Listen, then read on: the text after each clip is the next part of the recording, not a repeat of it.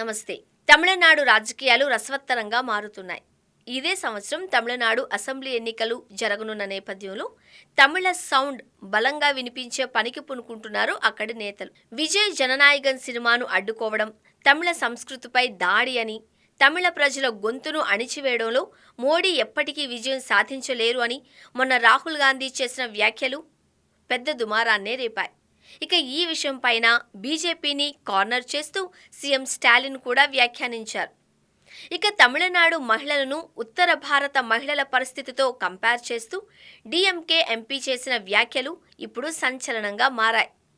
దక్షిణాదిని ప్రధానంగా తమిళనాడును టార్గెట్గా చేస్తూ బీజేపీ నేతలు కుట్రలు పన్నుతున్నారు అని, ఉత్తర భారతదేశ సంస్కృతిని తమపై బలవంతంగా రుద్దే పనికి పూనుకుంటున్నారు అన్నట్లుగా తమిళనాడు నేతలు వ్యాఖ్యానిస్తున్న సంగతి మనకు తెలిసిందే.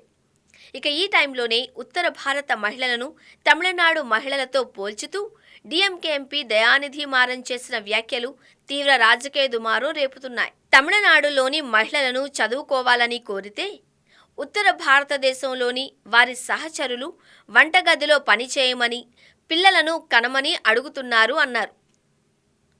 క్వాయిడ్ ఈ మిల్లత్ ప్రభుత్వ మహిళా కళాశాలలో విద్యార్థులను ఉద్దేశించి మాట్లాడిన దయానిధి మారన్, ఇంటర్వ్యూకు హాజరైన లేదా పోస్ట్ గ్రాడ్యుయేషన్ చేసిన మన అమ్మాయిలు ల్యాప్టాప్తో నమ్మకంగా గర్వంగా ఉండాలి అని, ఆ విశ్వాసం తమిళనాడులో ఉంది అని, అక్కడ తాము మన అమ్మాయిలను చదువుకోవాలని అడుగుతాము అని, అయితే ఉత్తరాదిలో మాత్రం అమ్మాయిల్లారా పనికి వెళ్ళవద్దు, ఇంట్లో ఉండకండి, వంటగదిలో ఉండండి, పిల్లలను కనండి, అదే మీ పని అని చెబుతారు అని, అక్కడ మహిళలను అలానే చూస్తారు అంటూ ఆయన చేసిన వ్యాఖ్యలు ప్రస్తుతం పెద్ద దుమారాన్నే రేపుతున్నాయి.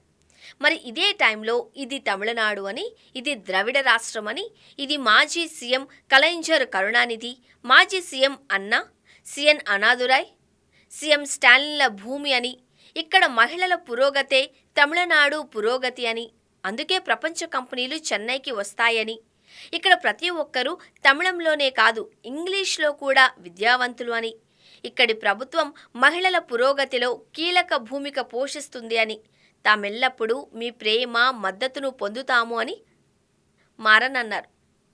ఇదే సమయంలో దేశంలోనే తమిళనాడు అత్యుత్తమ రాష్ట్రమని కూడా తెలిపారు. ఇక మరోవైపు దయానిధి మారన్ వ్యాఖ్యలపై బీజేపీ నుంచి రియాక్షన్ వచ్చేసింది. ఇందులో భాగంగా మరోసారి దయానిధి మారన్ ఉత్తర భారత ప్రజలను దుర్భాషలాడారు, ఈ వ్యక్తులు ఇలా చేయడానికి ఎలా అనుమతిస్తున్నారో చాలా బాధగా ఉంది అని, ఇది డీఎంకే నుంచి సాధారణమైన విషయమే అని, దయానిధి మారన్కు ఇంగిత జ్ఞానం లేదు అని తాను భావిస్తున్నాను అంటూ తమిళనాడు బీజేపీ అధికార ప్రతినిధి నారాయణన్ తిరుపతిలో అన్నారు. ఇక మారన్ వ్యాఖ్యలు చాలా దురదృష్టకరమని బీజేపీ నాయకురాలు నీలా సింగ్ అన్నారు.